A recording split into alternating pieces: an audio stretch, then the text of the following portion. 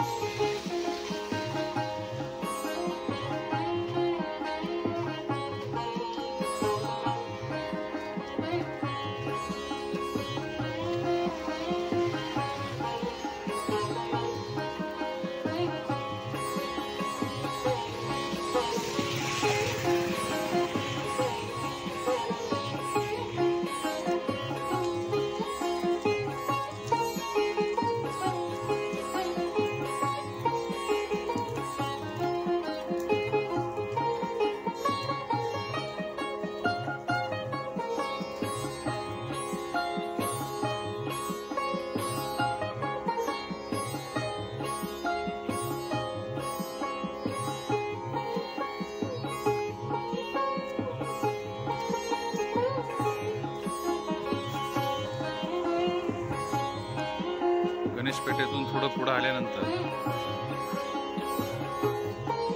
आपल्याला या बाजूला जिल्हा परिषद प्राथमिक शाळा मिळते. भोर शहरातील ही एक शाळा आहे.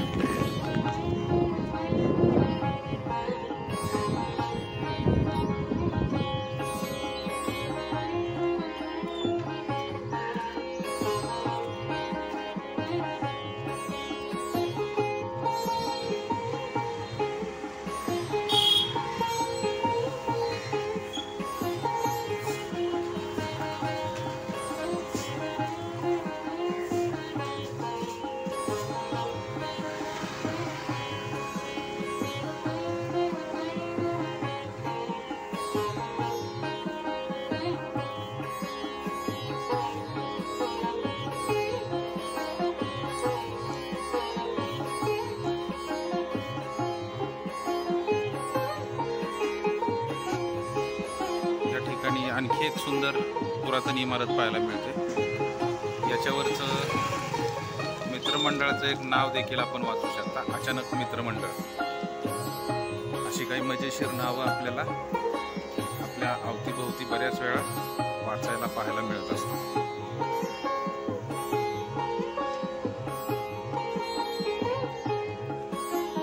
या ठिकाणी मूकबधीर शाळा, स्पेशल चाइल्ड साठी असणारं हे एक निवासी विद्यालय आपण पाहतो.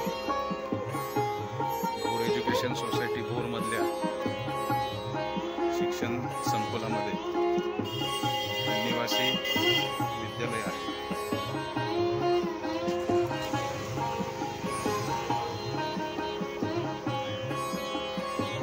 या विद्यालयाच्या परिसराला रथखाना असंही म्हणतात.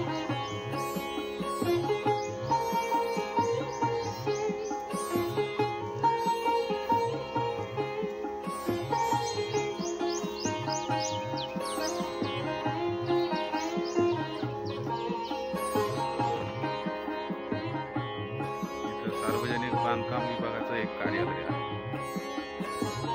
अशा या पुरातन सर्व वस्तू किंवा वास्तू, इमारती प्रशासकीय कामांसाठी सध्या वापरात आहेत.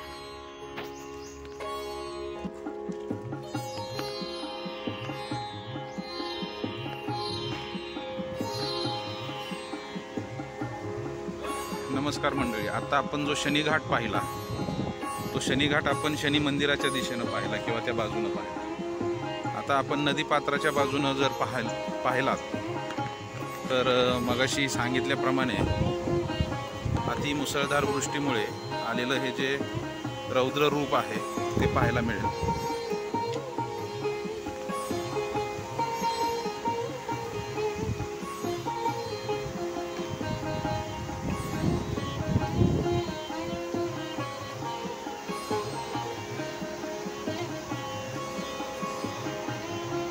याच्या समोर आता जे दिसतंय तो शनी घाट आहे आणि याच नदी पात्राला आपण त्या दिशेनं पाहत होतो. तर आता आपण बऱ्यापैकी इथून पाहू शकता कशा प्रकारे पाण्याचा प्रवाह वाढलेला.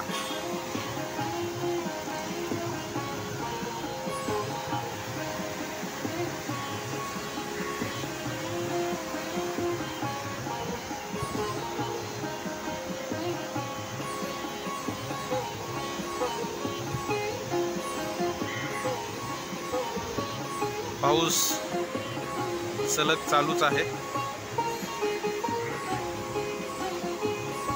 आज पुणे जिल्ह्याला किंवा पुणे जिल्ह्यातील काही ठराविक तालुक्यातील शाळांना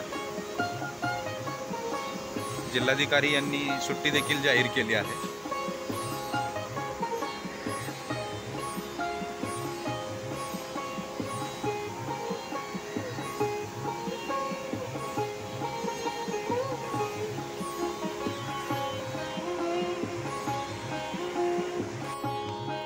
मंडळी, आता आपण पोहोचलेलो आहोत भोरमधल्या एका इंग्रजी माध्यमाच्या शाळेजवळ, ज्याचं नाव आहे जिजामाता इंग्लिश मीडियम स्कूल आणि ज्युनियर कॉलेज भोर. याच्या प्रांगणामध्ये आपण पाहू शकता कशा पद्धतीनं हे पाणी साचलेलं आहे. तसंच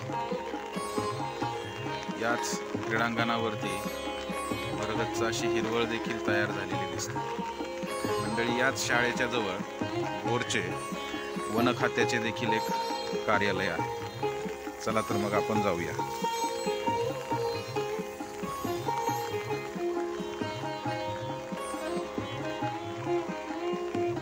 घनदाट झाडांनी भरलेला हा परिसर आहे.